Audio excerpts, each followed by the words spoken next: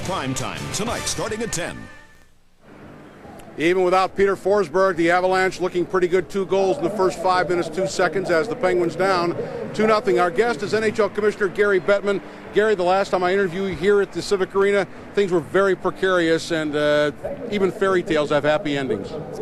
I knew all along there'd be no problem. I wish you'd have told me then. Well, I didn't want to take away the excitement. We're delighted. Mario has done an incredible job in reorganizing this team, and we couldn't be happier. And I think that the prospects for this franchise are bright, but they're not bright just because he's reorganized it, but with him at the helm, this team has a future, and without him it wouldn't have happened. With salaries skyrocketing as they are, does this send a message to other owners around the league that this can happen elsewhere? Well, the problems that the Penguins franchise had transcended salaries, because to the extent salaries are a problem, they're a problem for everyone. But I think without going into detail, everyone knows that the financial condition of the franchise had always not been as healthy as it needed to be.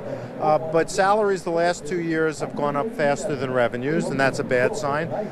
But this summer, the pendulum seems to be swinging the other way. That's the economic reality, and long term, we're going to have to see what happens. But clearly, what had been the trend couldn't continue. When you talk about franchises, this did not happen on your watch, but the way the deal was constructed here in Pittsburgh, does that make the NHL now more vigilant about the screening ownership before they actually get a franchise?